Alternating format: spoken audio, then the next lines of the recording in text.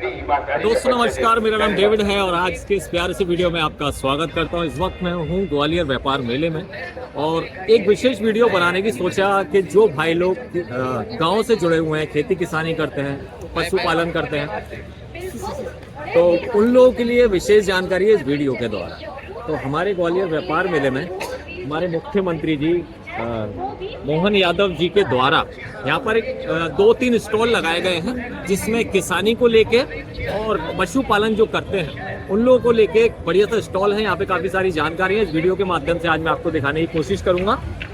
इधर पर आप देखेंगे तो पशुपालन और इस तरफ आप देखेंगे तो जैविक खेती कैसे की जाती है उसके विषय में समझाया गया है। और इसके अंदर कुछ मशीनरी है, मतलब कुछ मशीनें हैं जिसके द्वारा आपकी सहायता हो सकती है कि खेती को और किस तरह से बढ़ाया जाए। तो वो सब जानकारियां आज की वीडियो में आपको देने वाला हूं। तो मेरा नाम डेविड है।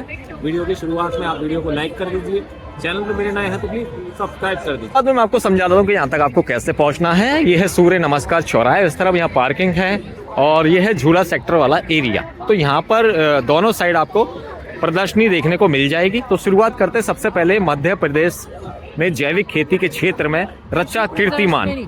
तो यहाँ पे कृषि प्रदर्शनी लगी हुई है, इसके विषय में थोड़ी जानकारियां देते हैं। चलते हैं अंदर की तरफ, आपको लेके चलता हूँ कि किस तरह से यहाँ पर सेटअप किया गया है, किस तरह से बनाई है और क्या क्या चीजें यहाँ समझने और देखने को मिलने वाली है। आइए आप। तो यहाँ पर आप शुरुआत में आएंगे तो हम किसान भाई वगैरह किस तरह से खेती करते हैं उसके विषय में यहाँ पे समझाया गया है। आप देख सकते हैं क्या क्या चीज़ों का उपयोग कर रहे हैं। अगर खेती को और ज़्यादा बढ़ाना है, आपकी जो फसल है उसको और ज़्यादा उन्नति में ले जाना है, तो इस तरह से आप खेती कर सकते हैं। ये आपको यहाँ पर आके देखने को मिलेगा। शुरुआत में आएंगे इस तरह से आप देख सकते हैं भूमि को कैसे जैविक रखना है, भूमि को कैसे उपजाऊ रखना है, तो उसके लिए क्या क्या चीज़ों का आपको इस्तेमाल करना है। केचुआ खाद और अन्य प्रकार की जो खादें होती हैं उनको किस तरह से बनाया जाता है, किस तरह से इस्तेमाल किया जाता है और किस तरह से उन खादों को पैदा किया जाता है, उसके विषय में भी यहाँ पे समझाया गया है। इस तरफ आप आएंगे तो हमारे अनाज में उपयोग होने वाली चीज़ें जैसे कि कई प्रकार की दालें होती हैं, तो वो यहाँ पर दिखाई गई। आप देख सकते हैं यहाँ पे दाल है, गेहूँ है और चावल है। मतलब जितनी भी चीज़ें होती हैं हम खाते हैं, अपने राशन में इस्तेमाल करते हैं, जो हमारी किचन में पाया जाता है, वो सारी चीज़ें यहाँ पर हैं।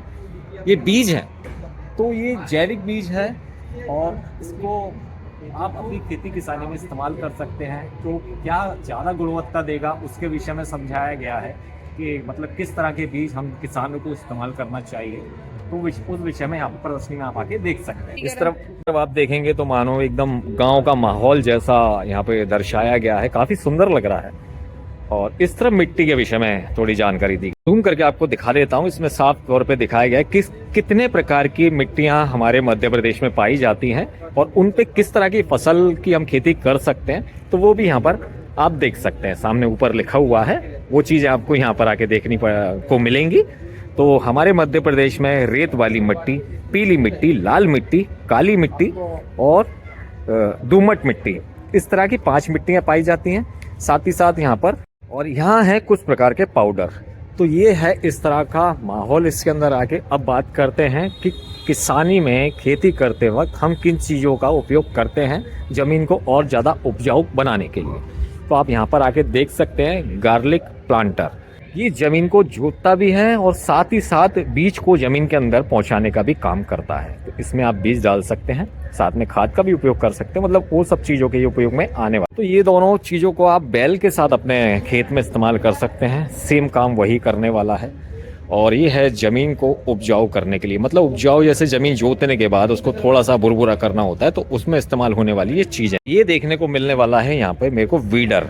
अगर आप जब भी अपने खेत में धान लगाते हैं लाइन विधि से, तो उसमें जो खरपतवार हो जाती है, लाइन विधि से जब आप धान लगाते हैं, एक लाइन इस तरफ, एक लाइन इस तरफ, और बीच में जब वो खरपतवार आती है तो उसको ख़त्म करने का काम करता है ये वीडर।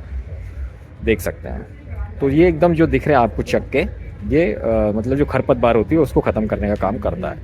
देखेंगे ये है जो घुमावदार आपको देखने को मिल रहा है, इसको बोलते हैं स्पाइरल वीडर। इस पे साफ तौर पे लिखा गया है। इसमें बीज जब डालते हैं हम खेत से लाकर, तो उसको छानने का काम करने में ये उपयोग में आता है, इसलिए इसका नाम रखा है स्पाइरल वीडर। आपका कचरा और बीज दोनों घूमकर एक तरफ अलग हो जाएगी। एक तरफ जाएगा आपका बीज और एक तरफ जाएगा आपका कचरा। आइए इधर दिखाते। सेम चीज है यहाँ पर, ये मशीन, ये आपके जो दानेदार फसल होती है उसको साफ करने के काम आता है। आप जब खेत से लाते हैं तो उसमें खरपतवार भी रहती है, थोड़ी बहुत कचरा भी रहता है, तो उनको साफ करने का काम ये करता है। यहाँ पर आप दिखा सकते हैं, ये पूरी जाली है। सबसे अच्छी बात यह है, ये जो मशीनें आप खरीदते हैं इस पे भी गवर्नमेंट की तरफ से सब्सिडी आपको मिलने वाली है। तो आप आइए यहाँ पर बात कीजिए और जानकारियाँ लीजिए। हर एक मशीन पे आपको कुछ ना कुछ डिस्काउंट देखने को मिल जाएगा। तो कुछ इस तरह का है कृषि प्रदर्शनी स्टॉल, जिसको आप आकर मेले के अंदर देख सकते हैं। इस वक्त मैं आपको लेके चल रहा हूँ पशुपालन जो प्रदर्शनी लगी हुई है उसकी तरफ। इसमें आपको शुरू में एक फायदे की चीज मैं बता रहा हूँ, आपको सरकार की तरफ से 50 लाख का अनुदान भी मिल रहा है अगर आप पशुपालन करना चाहते हैं। जैसा कि सामने लिखा हुआ है 50 लाख तक का अनुदान हमारी मध्य प्रदेश सरकार हमारे किसान भाइयों को दे रही है। आइए अंदर चलते हैं और अंदर चल के आपको दिखाते हैं ये कैसा बना। पशुपालन में दूध की मात्रा को बढ़ाने के लिए आप किस तरह के पशुओं का पालन कर सकते हैं। हमारे पास यहाँ पर आप देख सकते हैं गाय, जर्सी गाय कहा जाता है। यहाँ पर आप देख सकते हैं भैंस। तो ये पूरी डमी बनाई गई है यहाँ पर, जो कि आपको यहाँ पर आकर देखने को मिलेगी।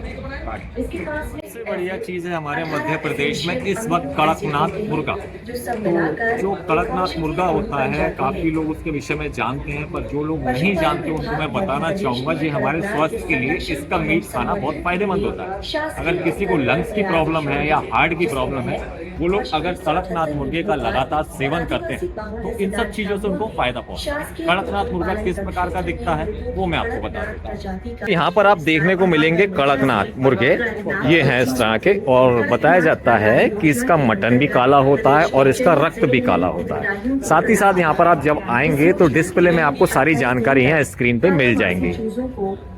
इनको किस तरह से पाला जाता है, किस तरह से इनकी देखरेख की जाती है, वो सारी जानकारी आपको इस विभाग के द्वारा इस स्टॉल पर मिल जाएंगी। जिसके साथ ही 250 रुपए का पौष्टिक और पशुपालन को लेकर आप किन किन चीजों का उपयोग कर सकते हैं वो सारी चीजें यहाँ पर आपको देखने को मिल जाएंगी। सुअर पालन है, यहाँ अपना गाय पालन है, मुर्गी पालन है, बकरी पालन है। ये काफी सारी चीजें हैं जो सरकार की ओर से अगर आप पालते हैं तो इस पे 50 लाख तक का अनुदान गवर्नमेंट की तरफ से आपको मिलता है। साथ ही साथ इनको भोजन में क्या खिलाना है उसके विषय में भी यहाँ पर जानकारियाँ देखने को मिल जाती हैं।